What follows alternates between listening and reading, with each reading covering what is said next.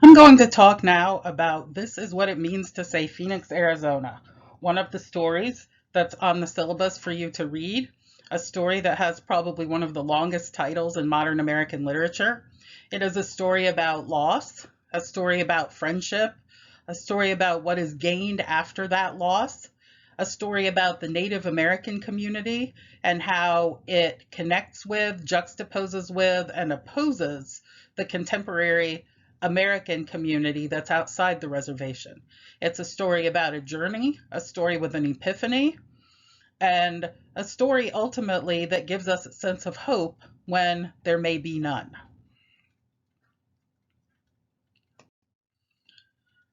I put in here a little biography of Sherman Alexie.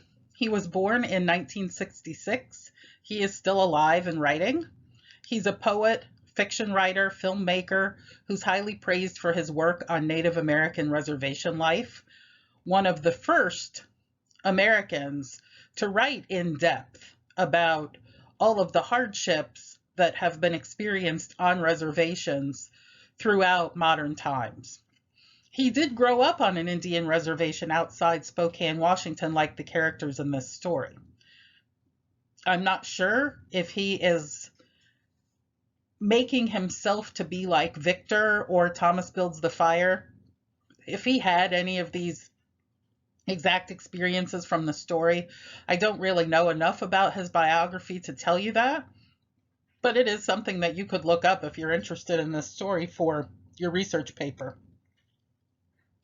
He was plagued with the alcoholism that many Native Americans experience, and nowadays many Native Americans have been caught up in the opioid epidemic and crisis.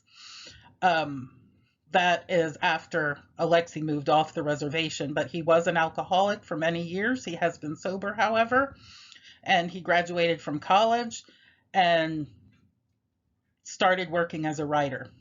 He is known for his ironic, dark comic tone, and he's also known for his characters with whom we can relate.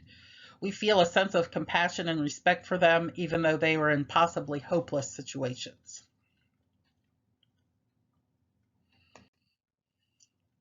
I have here a little short plot summary of the story. It's not a hard story to sort through in terms of plot. The Cask of Amontillado and the Yellow Wallpaper actually are probably the most difficult stories to follow in terms of actually what's happening. This one is much easier. I also included a map of the state of Washington, and in green are all of the different Native American reservations that are sprinkled throughout the state. And we can see where Spokane is in Washington, up in the northeast corner, and the reservations that are around Spokane there. So we get a sense of where he is. We think about where Arizona is and how far they had to travel. Victor worked at the Bureau of Indian Affairs and he's just lost his job. He has also lost his father, who left the family long ago and lived in Phoenix, Arizona. Victor is tasked with going to Phoenix and picking up his father's body and taking him back to the Spokane Reservation where he lives for proper Indian burial. Thomas builds a fire, the resident, quote, crazy Indian of the reservation, who nevertheless is the wisest character in the story, accompanies him after hearing his predicament that he doesn't have enough money to get to Phoenix. Thomas builds a fire, gives him enough money on the condition that he go with him to Phoenix and travel back with the body, as it turns out, with the ashes of the body, and driving Victor's father's car. They do need to fly there in order to drive home the car. The two men used to be friends when they were children, but they grew apart as they got older, as many friendships do, but also as Thomas Builds the Fire is the only real connection left to the traditions of the Native American community, and where most of the people on the reservation cling to the contemporary life and they want to forge ahead and almost forget about the past cultural traditions. Thomas is the one who keeps them up. And that's why he is disdained and shunned from his own community. And the main way that we find out about their friendship together is through flashbacks throughout the story. What happens at the end? We know that an epiphany occurs when Victor gives part of the ashes of his father to Thomas Builds a Fire, especially after Thomas talks about the relationship that Thomas and Victor's father had when Victor's father still lived on the reservation. Some of the themes of the story. The Native American cultural traditions, such as oral storytelling and dream interpretation, set up against the contemporary society. So the dissonance or disconnect between the contemporary of the time, which was the 1990s, this was published in 1993, and the old methods of understanding how a community worked. And that was through oral storytelling. So Thomas is a storyteller, as well as Native American dream interpretation. And we know that Thomas has dreams that he interprets and believes will come true. Another theme that emerges is the Native American notions of community and unity. So the ancient methods of creating community through storytelling are disappearing. The dissipation of those traditions of both American repression and modern culture. Reservations are dispiriting places because of the alcoholism, because of the poverty, lack of education, opioid crisis I mentioned earlier. And the disheartening sense of the reservation is sometimes offset by Thomas, but nobody wants to go back and dig into their cultural traditions to find community anymore. Another theme is resurrection, which is an allusion to the phoenix. I'll talk about the phoenix in a minute, as well as his father being reborn through the ashes as a salmon, which is the little scene at the end. The idea of storytelling is resurrecting the past. Victor himself becoming resurrected from a jobless, almost homeless young adult with no prospects to a man, someone who understands his own mistakes and may not befriend Thomas, but still has that epiphany of what community means.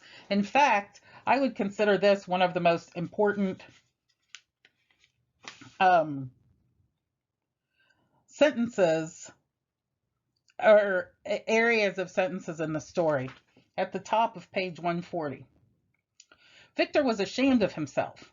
Whatever happened to the tribal ties, the sense of community? The only real thing he shared with anybody was a bottle and broken dreams. He owed Thomas something, anything. And then, of course, another theme is the meaning of taking a journey literally and metaphorically.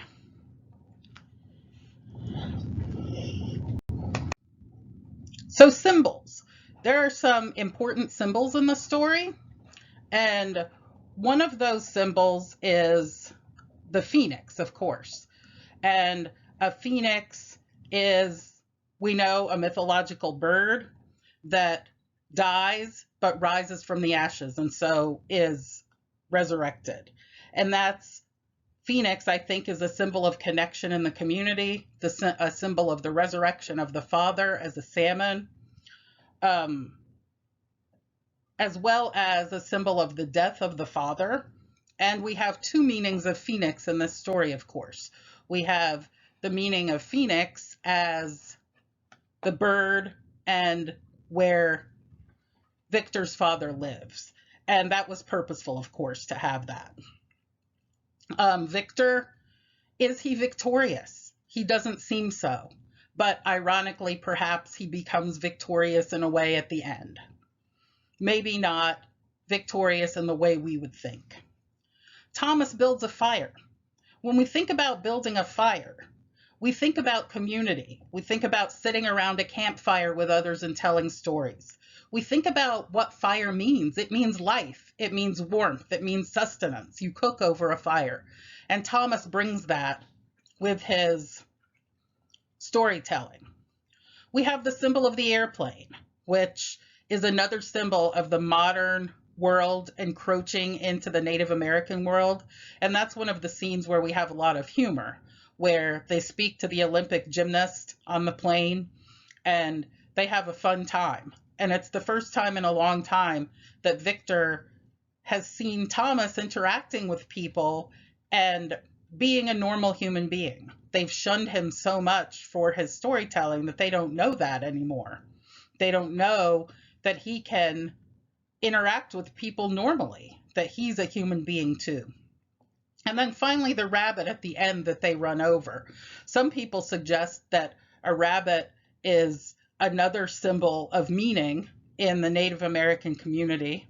Perhaps it symbolizes the nature of Thomas as an outsider, because he's the one who hits the rabbit.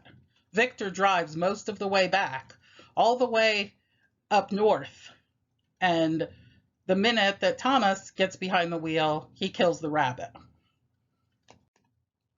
And finally, there are some other literary devices of note.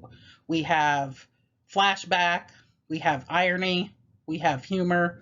The flashbacks are very important. I just want to end on talking about the flashbacks because that's where we understand that Victor and Thomas used to be friends. And they were friends when in childhood they could dream and imagine about another life, but also they had that sense of community and that sense of what Native Americans believed through friendship, and that is connection through sometimes the supernatural. So sometimes Thomas would say something like, "I'm going to fly off the building." And of course, he didn't fly, he fell and broke his arms, but they all thought he was flying. And that's a very childhood way of thinking as they grew up.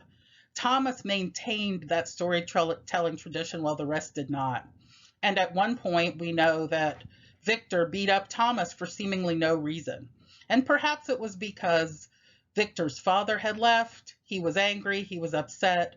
Perhaps it was because he was understanding the notion of community and didn't want to be a part of it anymore.